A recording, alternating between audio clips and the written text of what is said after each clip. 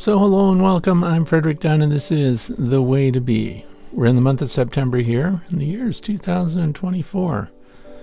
We have a hive that has to have frames of honey pulled. So of course we're watching a time-lapse sequence here to kind of show you what the weather's doing. You can't always wait for the perfect hive inspection weather. So in this video, I'm going to show you a couple of tips and tricks. One is, of course, I want to tell you to always use smoke this time of year to calm your bees because they're at maximum strength. A double deep 10 frame Langstroth hive has a lot of bees in it, and in this case they're on the side that we can't see. They're covering the front and the landing board because they have a lot of honey in there that they are drying down. So what I'm going to do is I'm going to bring in frames of pre-drawn comb. We're going to swap out some of those full honey frames in the top box and make room for these bees. The last thing we want them to do is swarm. But when you have overcast skies and the threat of rain, you need to be fully protected. So I'm wearing a bee jacket, goatskin gloves, smoked it as I mentioned. I'm also going to show you how to get a lot of bees out of the way so you can work your hive. Let's get started.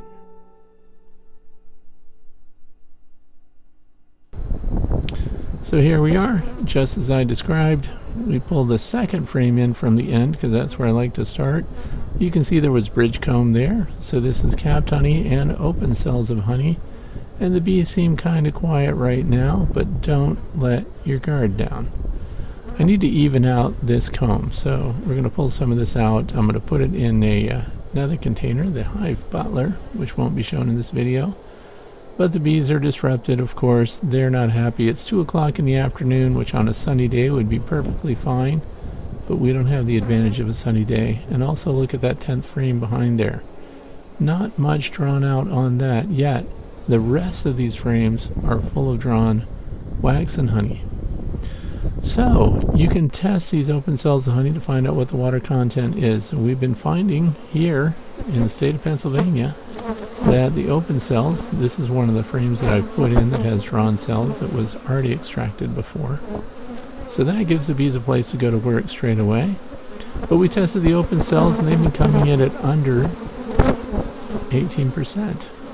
That's 18% water. So it's in good shape for extraction. We have to pull it anyway. We're at risk of getting honey bound. This colony has far too many foragers in it, which is also why they're in a great position to launch a decent attack on me here.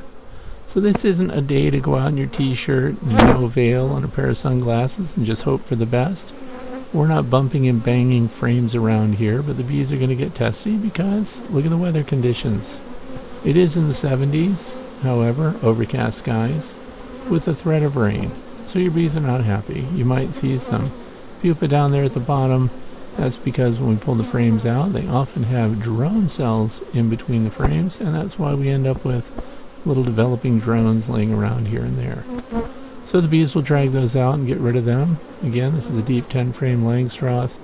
The box below is one of those premier propolis boxes.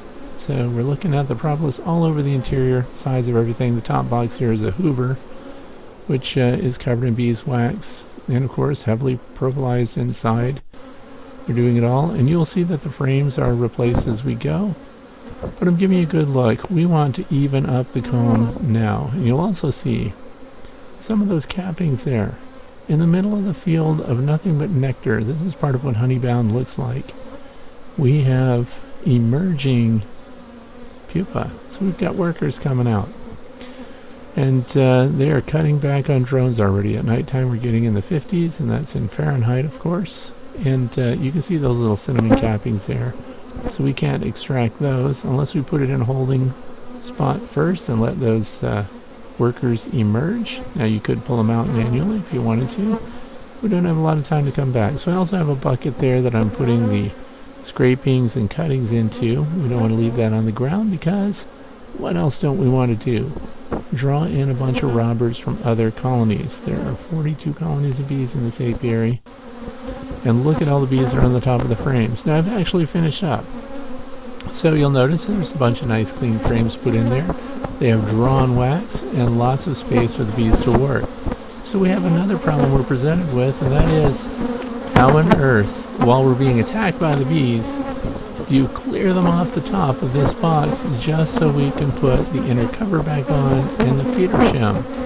I'm going to show you a very handy tool that I like to carry on my tool belt, and it is a battery-powered dust blaster. In other words, it's designed to blow dust out of your computers, but I'm going to use it to blow bees off of these frames. Here it is. Cordless, battery-powered. Hold it for 3 seconds, and it's got 3 speeds. So we need to clear the bees out of the way, and that's what we're going to do. I know a lot of people use a great big leaf blower or something like that. They tilt the box up on end, but I don't want to pull the boxes apart because they've propolized it so well. We're getting ready for the advent of bad weather. So we're blowing the bees to the front. If you can see when we get to the sides there, you'll see that the front of this colony is covered in bees, so their population is huge. If I did not pull honey frames out, we risk having an October swarm, which is something I really would like to avoid. So they do have enough time left. There is enough of the resources they need in the environment, and they'll be filling these drawn comb cells with bees. So I'm just going to let you watch how the dust blaster blows bees off. This is in slow motion, of course. And then we're going to button it up. But what was really unexpected is the camera that I'm videoing this with is being attacked.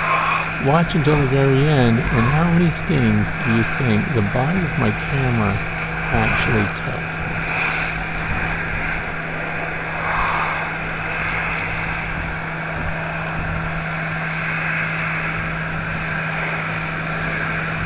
You can also use this dust blaster to pull frames of capped honey and blow bees right off of it. That way you don't have to shake them. You blow the bees right back into the hive it came out of, so they can go to work on the honey and nectar that you've dripped in there while you're pulling your frames out. And then it's touchless, so you don't have to brush them. There's no brush to clean up. You don't have to use turkey feathers or whatever you like to do. Those get all sticky with honey and nectar. And you don't have to touch the bees. We're just blowing them around. So that's why this is a really good tool for that. Frame by frame. Again, small scale. This isn't something that a commercial beekeeper would use. They probably do need the big blasters. Now, if we were pulling the entire box, we would just use a bee escape underneath of it. But remember, I didn't want to pull the boxes apart because I want that propolis seal to stay.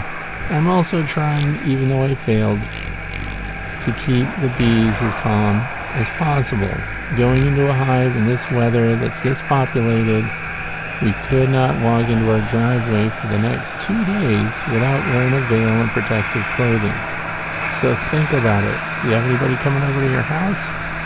Do you have deliveries coming? It would not be great to be doing this kind of work with a scale, with a hive that's populated this high, really close to your driveway. Because they're going to go on patrol, they're defensive, they're unhappy, they're stinging everything, and that means they'll sting even people that are just walking by. So this is a time for protection for sure.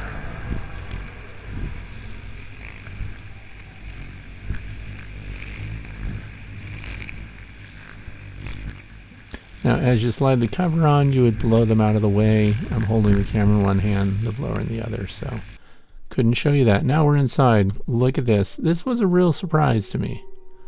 You cannot get a stinger out of a bee unless it embeds that stinger into something.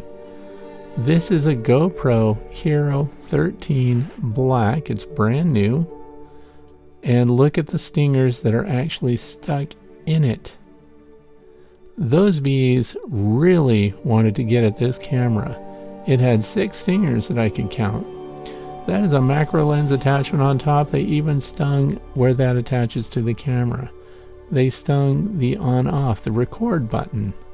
The stingers got embedded in the rubberized coating of the camera, and look how dusty and dirty the lens looks in that front screen. That is venom. Now, it was interesting to me, this thing has an auxiliary power handle called the Volta. No stings on it, no venom on it at all. So what it is, I don't know about the actual GoPro camera, but it got their attention in the worst way. Look, this is the underside of it, a perfect example of a stinger. And again, it had to embed itself into this rubberized coating, or the stinger would not come out of the worker honeybee. So they were furious at the fact that this camera was taking away honey from that hive. Look at that stinger perfectly right between the lens and the weather stripping on the camera. That is something else. So I want to caution you, backyard beekeepers, if you have a big strong colony that's fully populated and you're going to go into it in the late in the year when the rain is coming, be protected, be aware they're not going to be happy.